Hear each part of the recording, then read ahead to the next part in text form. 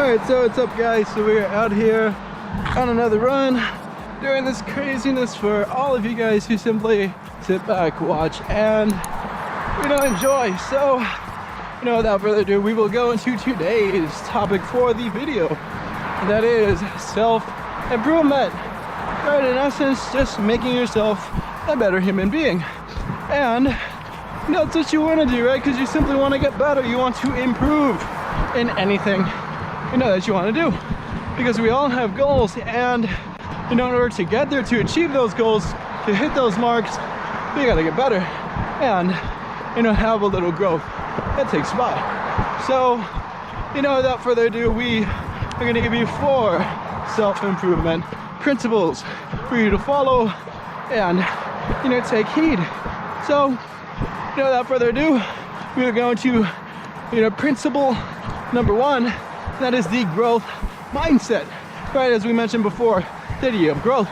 And as far as self-improvement is concerned, right, improvement isn't necessarily a hugely broad term, but if you break it down, it boils down to growth, getting better, and having a growth mindset.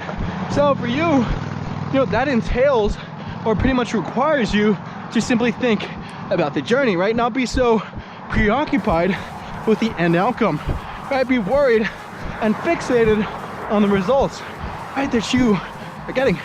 So, for you, that entails going to the gym and simply, going to the gym for the thrill of it, right? Not exactly, to get the biggest body in the world, of course, right? You want to have that goal, right? I know I want to have that goal, right? I want to have the biggest body I possibly can have, right? So, but if I was only thinking about that, I would be selling myself short, right? I wouldn't be having that growth mindset that is required, to adopt self-improvement.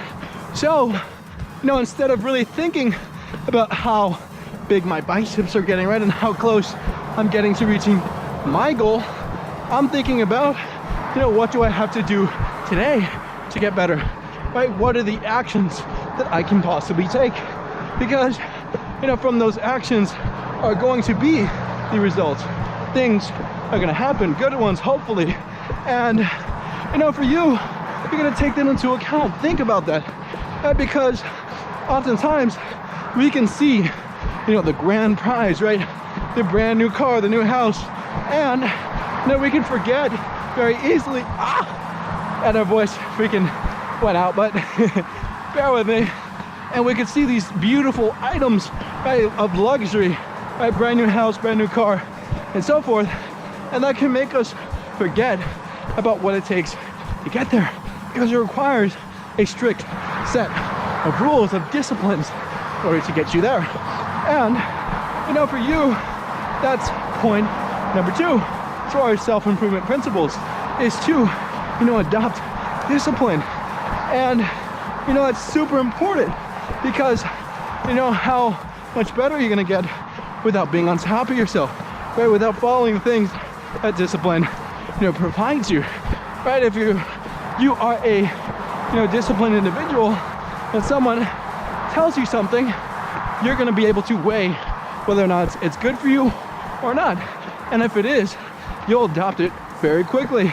And, if it's not, if it's nonsense, which sadly enough we are surrounded by a lot of nowadays, you can discard it and almost pretend like it never existed, right? Those haters that come at you for whatever reason, right? If you start making a name for yourself, start getting big and achieving great things, I guarantee that you're gonna get some hate along the way.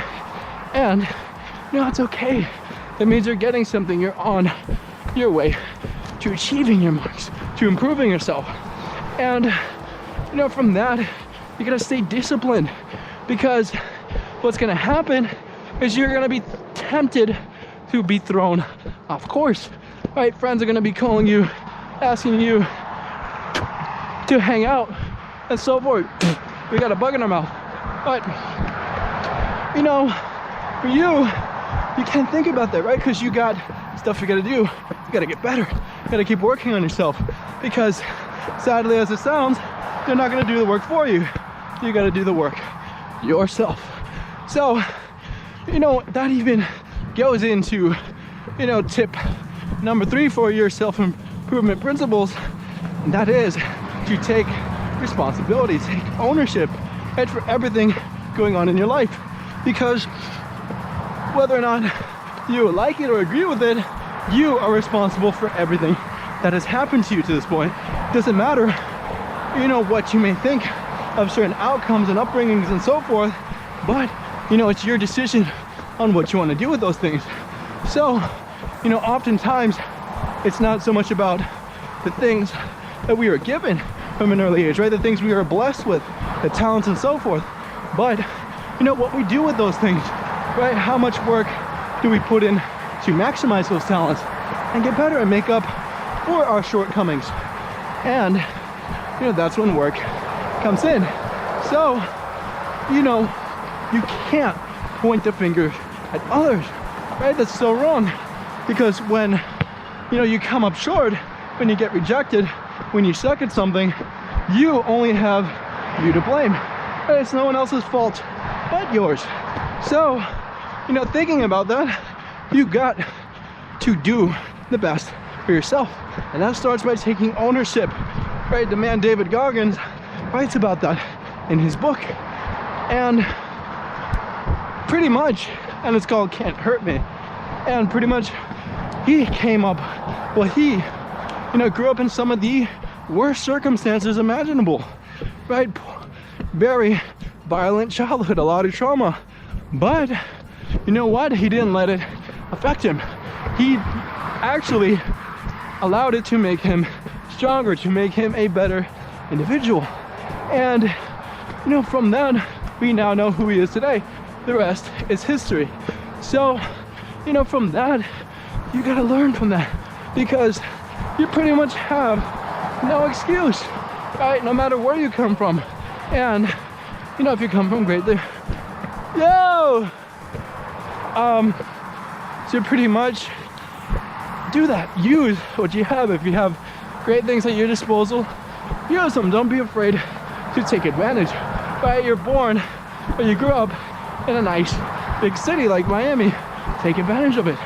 And, you know, make the most of it, because if you're born in a smaller place, like rural Kentucky per se, you might want to think about moving out or connecting with people in a bigger city, one with more job opportunities and, you know, people to meet and so forth, right? More diversity. And, you know, from that, you gotta take ownership. You gotta start by looking at yourself deeply and, you know, admitting to yourself what you gotta do right and wrong, which is point number 4, principle number 4 of self-improvement, and that is to focus on the man in the mirror, yourself.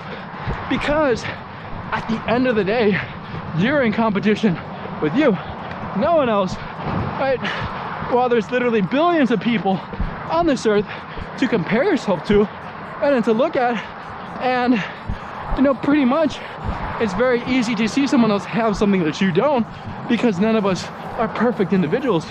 We don't have everything in the world, right? We're good at some things and bad at others, and that's okay. And just because someone has something that you don't, right, and especially they achieved what you wanted to achieve, and man, can it be brutal if they achieved it at an earlier age, right, than you, they're younger than you, and look at them. But you gotta realize that that's okay. You know, you gotta keep just worrying about yourself.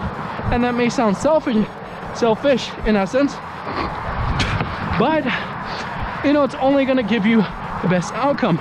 And yes, when you come across those people, congratulate them, right? Acknowledge them. Don't be, you know, rude, right? Be genuinely happy for those people. Because, I don't know about you, but when you succeed, when good things happen in your life, and I promise you, they will, you would want somebody there supporting you and, you know, congratulating you for what you've done, because you deserve it. You put in the effort. Only so many people have done what you did.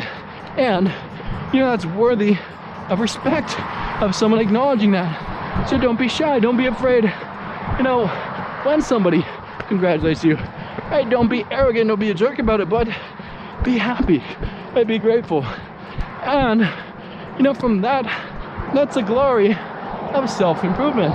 Along with these other 3 principles, you will be well on your way to be a master of it, right? To be almost a sensei per se, right? Because if you master these 4 principles, you are gonna make some worthy self-improvement of yourself and have, you know, a deep understanding of them, right? I'm still working on them, right? I'm self-improving my self-improvement, as funny as that sounds, but everybody, you know, has it to a certain degree.